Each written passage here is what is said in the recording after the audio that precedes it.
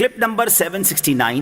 اس clip میں آپ قرآن پاک کی سورہ مریم کی آیت نمبر 3 اور 4 کی تلاوت، ترجمہ اور تفسیر قرآن صراط الجنان سماعت فرمائیں گے۔ بسم اللہ الرحمن الرحیم۔ ترجمہ، اللہ کے نام سے شروع جو نہایت مہربان رحمت والا ہے۔ اذ نادى ربه نداء خفيا۔ ترجمہ، جب اس نے اپنے رب کو آہستہ سے پکارا۔ اذ نادى ربه نداء خفيا، جب اس نے اپنے رب کو آہستہ سے پکارا، یعنی حضرت زکریا علیہ السلام نے آہستہ آواز میں اللہ تعالیٰ سے دعا مانگی۔ مفسرین نے آپ علیہ السلام کی آہستہ آواز میں دعا مانگنے کی چند وجوہات ذکر کی ہیں۔ نمبر 1، آہستہ دعا مانگنے میں اخلاص زیادہ ہوتا ہے اور دعا مانگنے والا ریاکاری سے محفوظ رہتا ہے، اس لیے آپ علیہ السلام نے آہستہ دعا مانگی۔ نمبر 2، لوگ اولاد کی دعا مانگنے پر ملامت نہ کریں کیونکہ اس وقت حضرت زکریا علیہ السلام کی عمر شریف 75 یا 80 سال تھی۔ نمبر 3، حضرت زکریا علیہ السلام کی آواز کمزوری کے باعث آہستہ ہو گئی تھی۔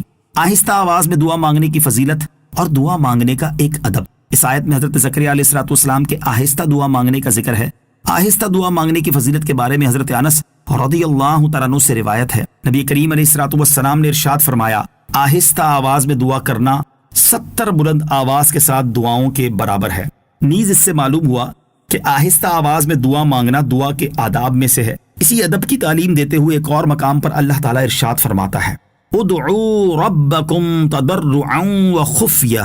ترجمہ، اپنے رب سے گر گڑاتے ہوئے اور آہستہ آواز سے دعا کرو۔ اور حضرت علامہ مولانا نقی علی خان رحمۃ اللہ تعالی دعا کے آداب بیان کرتے ہوئے فرماتے ہیں، دعا نرم و پست آواز سے ہو کہ اللہ تعالیٰ سمیع و قریب ہے، جس طرح چلانے سے سنتا ہے اسی طرح آہستہ آواز بھی سنتا ہے۔ اعلیٰ حضرت امام اہل سنت فرماتے ہیں بلکہ وہ اسے بھی سنتا ہے جو ہنوز یعنی ابھی زبان تک اصلاً نہ آیا، یعنی دلوں کا ارادہ، نیت، خطرہ، کہ جیسے اس کا علم تمام موجودات و معدومات کو محیط یعنی گھیرے ہوئے ہے، یوں ہی اس کی سمع و بصر جمی موجودات کو عام و شامل ہیں، اپنی ذات و صفات اور دلوں کے ارادات و خطرات اور تمام اعیان و اعراض کائنات، ہر شے کو دیکھتا بھی ہے اور سنتا بھی۔ نہ اس کا دیکھنا رنگ و ضوء یعنی روشنی سے خاص، نہ اس کا سننا آواز کے ساتھ مخصوص۔ مشورہ، دعا کے فضائل و آداب اور اس سے متعلق دیگر معلومات حاصل کرنے کے لیے اعلیٰ حضرت امام احمد رضا خان رحمۃ اللہ تعالی کے والد ماجد حضرت علامہ نقی علی خان رحمۃ اللہ تعالی کی شاندار کتاب فضائل دعا اور مفتی قاسم صاحب کی کتاب فیضان دعا کا مطالعہ فرمائیں۔ نوٹ، حضرت زکریا علیہ السلام کے دعا مانگنے سے متعلق انتہائی ایمان افروز کلام سورہ آل عمران کی آیت نمبر 37 اور 38 کے تحت مذکور تفسیر میں ملاحظہ فرمائیں۔ قال رب انی وہن العظم منی واشتعل الرأس شیبا ولم اکن بدعائک رب شقیا۔ ترجمہ، عرض کی ہے میرے رب، بے شک میری ہڈی کمزور ہو گئی اور سر نے بڑھاپے کا شعلہ چمکا دیا ہے، بوڑھا ہو گیا ہوں، اور اے میرے رب میں تجھے پکار کر کبھی محروم نہیں رہا۔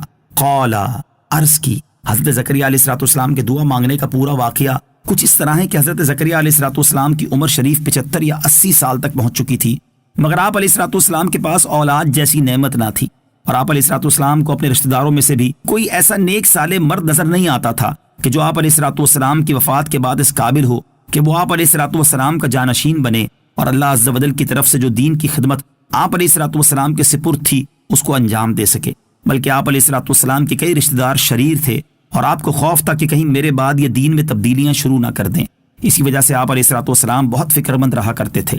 یہی احساس جب بہت زیادہ بڑھا تو بالآخر اللہ عز و جل کی بارگاہ میں دعا کے لیے ہاتھ اٹھا دیے اور اللہ عز و جل کی بارگاہ میں عرض کر دی کہ مجھے نیک صالح بیٹا عطا فرما جو تیرا بھی پسندیدہ ہو اور وہ میرے بعد میرا وارث بنے اور دین کی خدمت کرے۔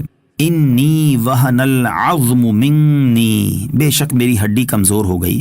حضرت زکریا علیہ السلام نے اپنی دعا کی ابتدا اس طرح کی کہ اے میرے مولا عز و جل، تو جانتا ہے کہ میں بوڑھا ہو چکا ہوں اور بڑھاپے کی کمزوری اس انتہا کو پہنچ چکی ہے کہ سب سے مضبوط عضو ہڈی میں کمزوری آ گئی ہے، اور جب یہ کمزور ہو چکی تو باقی اعضاء کا حال محتاج بیان نہیں، اور میرے سر کے بال بھی سفید ہو چکے، اور اے میرے رب عز و جل، آج سے پہلے تیری بارگاہ میں نے جو بھی دعائیں کی ہیں تو نے وہ قبول کی ہیں، لہٰذا مجھے امید ہے کہ تو میری یہ دعا بھی قبول کرے گا۔